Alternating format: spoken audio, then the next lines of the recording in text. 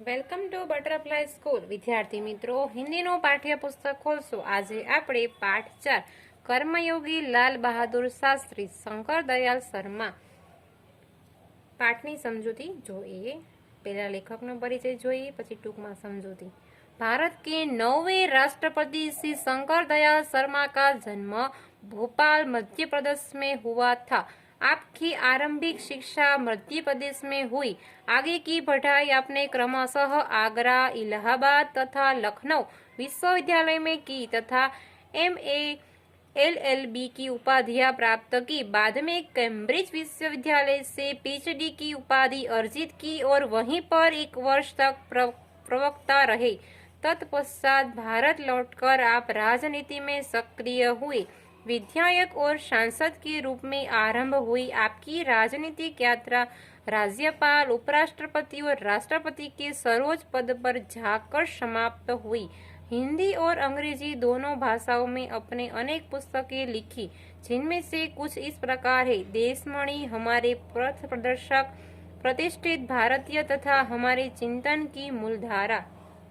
यहाँ हमने लाल बहादुर शास्त्री का परिचय देखा. अब हमारे पाठ इकाई में जो प्रस्तुत है वो देखिए. कर्मयोगी लाल बहादुर शास्त्री रेखा चित्र में लेखक शास्त्री जी के व्यक्तित्व का विश्लेषण करते हुए यह निष्कर्ष प्रस्तुत करते हैं कि अपनी कर्मठता के गुण के कारण लाल बहादुर शास्त्री एक अति असामान्य परिवार से उठकर देश के प्रधानमंत्री पद तक पहुंचे. वे कर्म को ही ईश्वर मानते थे.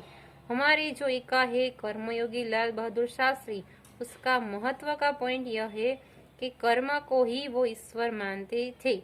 कर्म के प्रति अटल आस्था एवं संपूर्ण समर्पण उनके जीवन विकास का मूलाधार था. इस इकाई में समाविष्ट मूल्य समर्पण भावना, कर्तव्य निष्ठा और कर्मठता और सेवा है.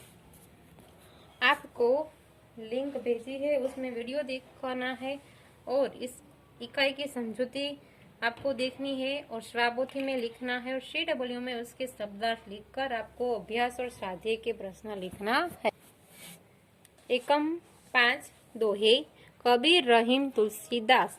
प्रस्तुत दोहों में कबीर, रहीम, तुलसी ने बहुत सारी जीवन उपयोगी बातें बताई है. प्रस्तुत दोहों में दान प्रियता, संतोष, समानता, अच्छी संगत की महत्ता, विनम्रता, परिश्रम, प्रेम आदि जीवन मूल्यों का निर्देशित किया गया है. संत कबीर 15वीं की शताब्दी के कवि थे. अपने हिंदू और मुसलमानों को उनकी गलतियों के लिए फटकारा है और दोनों को हिल मिलाकर रहने का उपदेश दिया है. रहीम का पूरा नाम अब्दुल रहीम खान खाना है.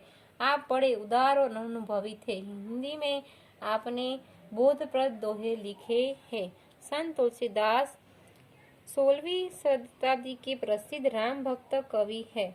आपने रामचरितमानस नामक प्रसिद्ध ग्रंथ लिखा है.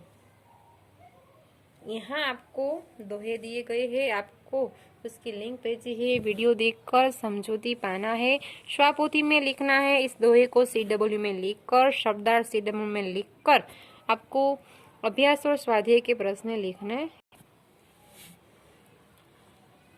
इकाई 6 तूफानों की ओर.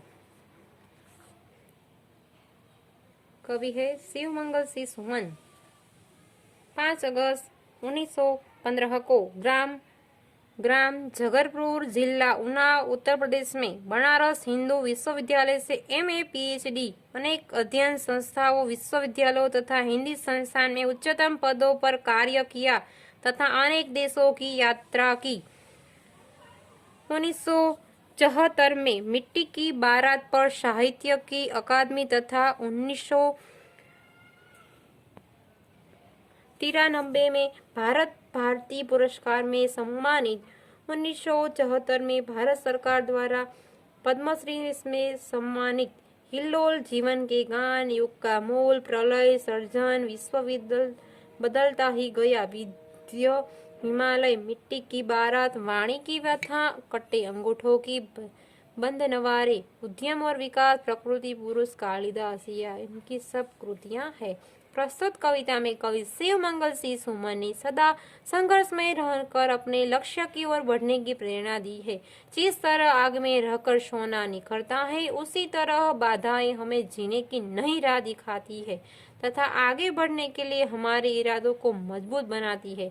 इस कविता में धैर्य, गतिशीलता, साहस और संघर्षरत रहना जैसे मूल्य उजागर किए गए हैं। इस काव्य की आपको लिंक भेजी है, उसमें आपको वीडियो देखकर ये सारे इकाई की समझौती पा लेना, साबुती और सी डबल में पूर्ण कर लेना।